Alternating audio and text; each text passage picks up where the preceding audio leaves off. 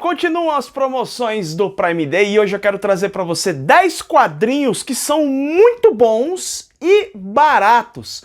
Cara, alguns desses quadrinhos, inclusive, são bastante subestimados. São 10 quadrinhos que eu gosto muito, eu quero recomendar para você cada um deles. E, obviamente, esses quadrinhos estão nessa promoção aí do Amazon Prime Day, tá? Então vou trazer essa lista para você, é uma lista bastante heterogênea, é uma lista de quadrinhos que eu acredito que expandem os seus horizontes quadrinísticos. Eu sempre defendo que você não deve ficar lendo só Marvel, DC, é muito importante você expandir seus horizontes quadrinísticos, porque tem um universo inacreditável para você conhecer de quadrinhos maravilhosos, certamente vão fazer a tua alegria, tá? O detalhe é que esses quadrinhos aqui são todos quadrinhos, obviamente, de não super-heróis, né? Eu tô trazendo justamente com essa proposta de que você possa conhecer ótimos quadrinhos com preço muito baixo. Todos eles estão na casa dos R$50, tá?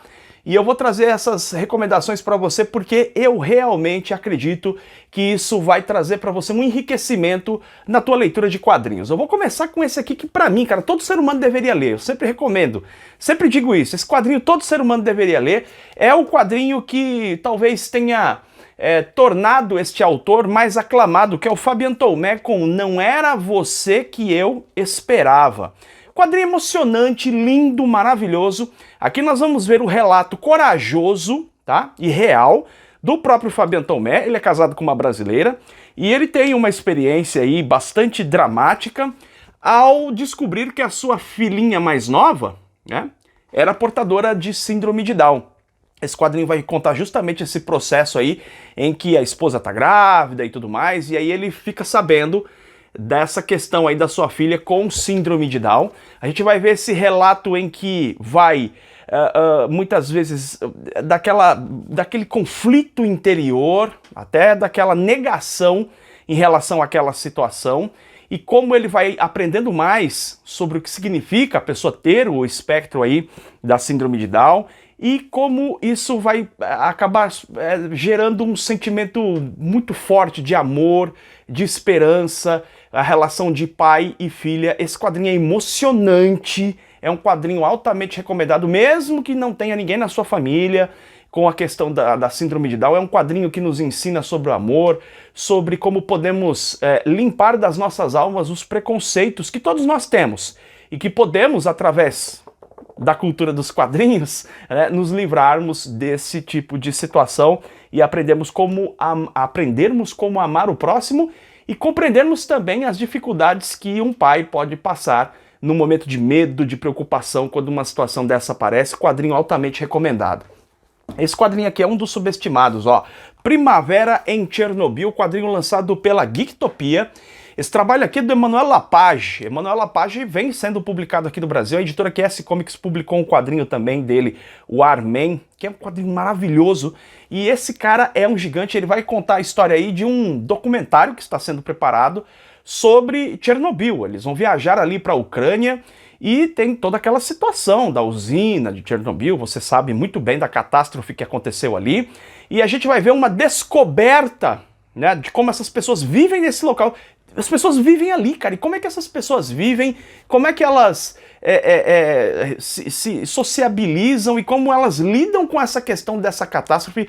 Quadrinho impressionante, muito bonito também. Na condução artística do Emmanuel Lapage, ele vai utilizando de forma muito inteligente as cores, primeiro trazendo cores bastante cinzentas ao longo da narrativa, e à medida que você avança pela história, o quadrinho vai ganhando cores, e essas cores são muito relevantes da própria descoberta do autor.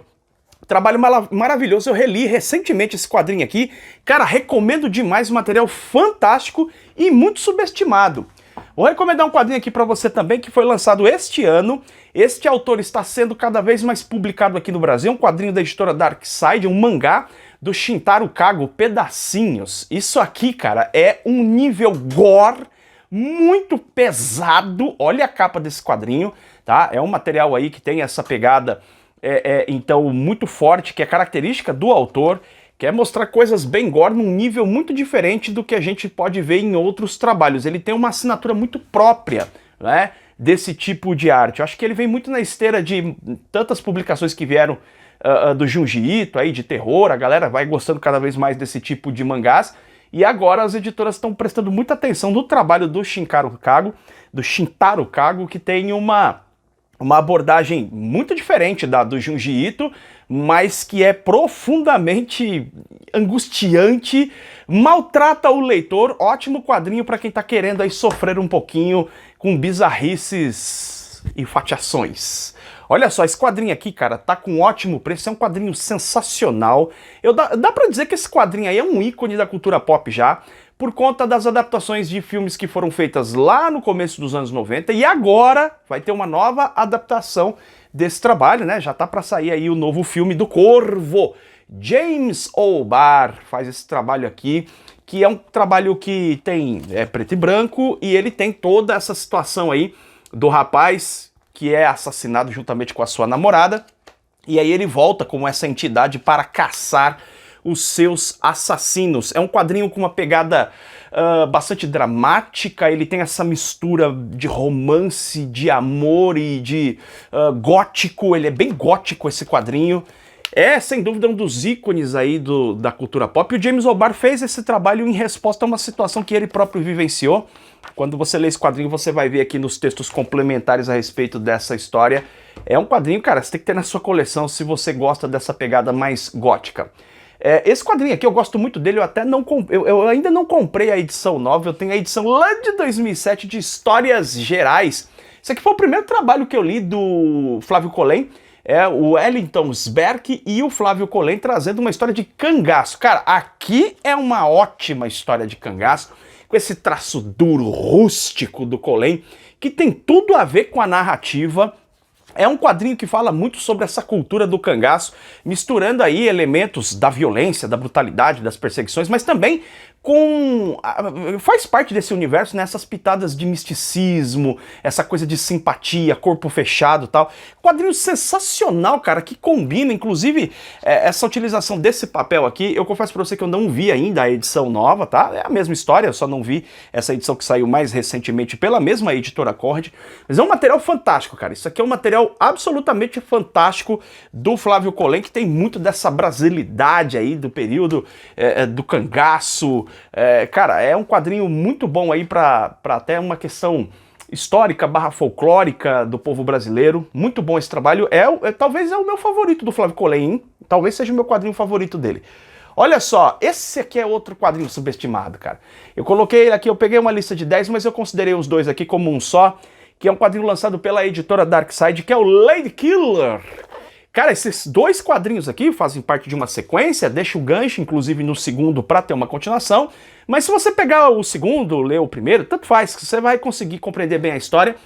Vai falar de uma mulher, né, que vive ali, passagem do final dos anos 50, início dos anos 60, então ela é uma dona de casa, que tem todos aqueles... Ela segue o protocolo da mulher americana do final dos anos 50, dos anos 60, dona de casa, aquela mulher sempre muito bem arrumada, que cuida do marido, o marido que vai... que tem um trabalho, aí chega em casa, ela tem que entregar o jornal pro cara, sabe aquela mulher característica dos anos 50 ali americana? É esse estilo que ela faz, só que na verdade ela é uma assassina de aluguel, cara. Ela é uma mercenária e esse quadrinho mistura com o trabalho aqui da Joelle Jones, Michelle Madsen. No segundo volume é Joelle Jones e Jamie Rich. Mas o ponto aqui é o seguinte, a arte é sensacional da Joelle Jones. A arte é linda, cara. Ela mistura as cores assim muito bem. E ela consegue fazer algo aqui com a arte, o roteiro também. Uma coisa muito bacana que é trazer essa ambientação do final dos anos 50 e início dos anos 60 muito bem. Aquela coisa dos eletrodomésticos. Olha esse visual aqui, né? Desta mulher dona de casa ali do final dos anos 50, início dos anos 60. A gente vê isso misturado com momentos bem gore, bem violentos, com um quadrinho que tem essa pegada mercenária, uma certa dose de investigação, uma dose de ação muito intensa. Tá? Então esse quadrinho aqui, ele é muito bacana, porque ele mistura vários elementos aí, repito, dessa abordagem, digamos assim, contextualizada da época, mas com muita ação, com muito sangue, com muita violência, com um roteiro que funciona muito bem. Quadrinho subestimado que eu recomendo fortemente, os dois, hein? São muito legais esses quadrinhos aqui, eu talvez goste mais do primeiro, mas os dois são muito legais. Esse quadrinho aqui eu vivo recomendando, é um quadrinho maravilhoso que mistura uma história violenta, tem a ver com gangues, com grupos, facções, num contexto político bastante complexo, né, difícil, mas que ele tem uma dose de misticismo que torna esse quadrinho um objeto único, ou pelo menos é parte de trabalhos aí que são feitos pelo François Bocchi e o Jérôme Charrin, esse quadrinho lançado pela editora Comic Zone, o Little Tulip. Nós vamos ver aqui, num gulag, né, aqueles campos praticamente campos de concentração, de trabalho forçados ali da União Soviética, e a gente vê aqui um rapaz que acaba adquirindo a habilidade de fazer tatuagens, e essas tatuagens, elas têm toda uma questão mística, de simbolismo, não é só uma identidade, elas têm uma questão quase espiritual, quase metafísica, e a gente vai ver uma história que mistura estes elementos, né? Não é o primeiro trabalho, como eu disse, ele já tem outros trabalhos, essa dupla já tem outro trabalho, que é o Boca do Diabo, também lançado pela editora Comic Zone, excelente trabalho, mas o Little Tulip é ainda mais, cara. Essa coisa misturada, a tatuagem como se fosse um elemento de misticismo num contexto onde tem grupos, facções nesses gulags. Excelente trabalho e que tem características bastante particulares. Esse aqui é um clássico absoluto do quadrinho argentino, tá? Tá com um ótimo preço, esse quadrinho baixou bastante de preço, que é o Sherlock Time, do Osterheld e do Breccia. Sim, ele tem a cara da sua época, é um quadrinho produzido ali nos anos 50, acho que anos 50, 60. A gente vai ver aqui o Alberto Breccia fazendo seu trabalho espetacular. Olha que arte fantástica do Alberto Breccia, e ele segue uma fórmula que é muito característica de quadrinhos desse período aí, os anos 50, 60, tem vários quadrinhos que tem essa abordagem, que você pega um personagem principal aí, que é o Sherlock Time, é um cara que tem uma conexão temporal, o quadrinho cheio de mistérios, e a gente vai ver que são várias histórias curtas tratando aí dos mesmos personagens. É um material clássico que saíram em revistas ali nos anos 50, 60 na Argentina. É um quadrinho basilar aí do quadrinho argentino. Você nunca leu o quadrinho argentino, isso aqui é obrigatório na biblioteca de quem quer conhecer o quadrinho argentino. Para finalizar, eu vou trazer dois mangás para você da editora Pipoca e Nanquim. Eu vou começar com o primeiro volume, teve resenha aqui no canal desse quadrinho, cara, que é maravilhoso. A editora Pipoca e Nanquim já lançou o segundo e o terceiro volume fechando a série, que é o Borboleta Assassina.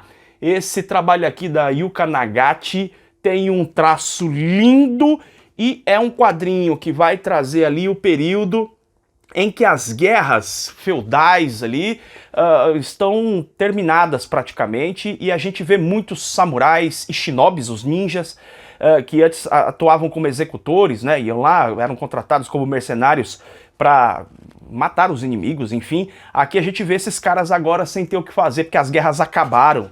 E a Yuka Nagati, ela era... A Yuka Nagati não, a Yuka Nagati é a protagonista que nós temos, ela tá num drama, porque ela precisa executar os shinobis. Ela treinou muitos shinobis, mas agora ela tem a missão de executar esses shinobis, impedir que uma nova guerra aconteça, porque existe toda uma questão ali da cidade, tem que progredir, a coisa tem que avançar, tem que ter paz para que o comércio evolua e tal.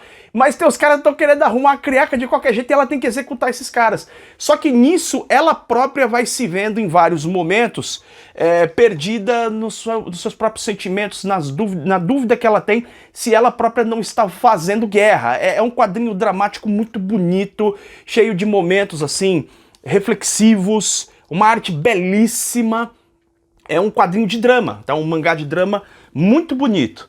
E aqui, esse mangá que, na minha opinião, ele é um mangá mais específico, tá? Ele não é pra todo mundo, ele é eu imagino que pessoas talvez mais velhas. Eu, sinceramente, acho que talvez pessoas depois dos 35, 40 anos vão apreciar melhor esse trabalho, que é A Valise do Professor. Esse mangá aqui foi pouco comentado e eu acho ele belíssimo, belíssimo. Ele vai contar sobre um professor aposentado, que tem encontros com uma ex-aluna para que eles comam. Eles vão comer, eles vão em bares, em restaurantes, comer, beber e conversam, às vezes sim, às vezes não. E claro que isso aqui vai desenvolvendo um romance entre os dois, mas aqui está uma questão de uma mulher que ainda é jovem, com um homem que já está ali na sua fase mais madura, já chegando da terceira idade. e esse romance vai se construindo entre os dois, e é muito bonito como vai se desenvolvendo isso de uma forma muito lenta. É um mangá muito delicado, ele é lento, cara. Aqui não tem ação, não tem explosão, não tem cenas eróticas, né? Não é essa abordagem. Ele é um trabalho mais romântico, mas muito bonito, muito delicado. É um romance que não é aquele romance hollywoodiano da menina, da adolescente ali, ou a faixa dos 20 anos que se apaixona pelo rapaz com quem vai casar. Aqui é outra pegada, é um cara bem mais velho que vai estabelecendo uma relação com uma ex-aluna, que também já é uma mulher madura, e que essa relação vai se estabelecendo pelo gosto por comida. Então esse quadrinho ele tem essa mistura muito bonita. Você vai lendo o quadrinho, você vai ficando com fome quando você vai lendo esse negócio. Você vai ficando com muita fome enquanto você vai lendo isso aqui, mas você vai vendo esse momento da refeição como um momento de encontro. É interessante porque enquanto você vai lendo isso aqui, você próprio vai desejando o momento do encontro. Você quer saber o que eles vão comer, o que eles vão beber, o que eles vão conversar. E existem os dramas na construção desse romance, e quando ele acontece é de uma forma muito, repito, lenta e muito delicada. Eu gosto bastante desse trabalho aqui, é um trabalho muito bonito. Fechou? Aí, ó, 10 trabalhos, todos na faixa dos R$50, quadrinhos muito bons, vão expandir os teus horizontes. Recomendo cada um destes fantásticos quadrinhos. Fechou? E olha só, não se esquece de entrar no nosso canal de Telegram, porque é lá que tá rolando todas as promoções desse Prime Day para você aproveitar. O Prime Day vai até dia 21, não acabou ainda não. Se você não fez suas compras de quadrinhos, aproveite, porque aí já esgotou. É verdade que já esgotaram vários quadrinhos e tal, mas ainda tem muita coisa boa para você aproveitar. Não perca tempo, entre no nosso canal de Telegram. Os links do canal de Telegram e também desses quadrinhos que eu recomendei aqui pra vocês estão na descrição e no comentário fixado. A gente se vê em breve em mais um programa do canal BBHQs. Beijo enorme no seu coração. Tchau, tchau.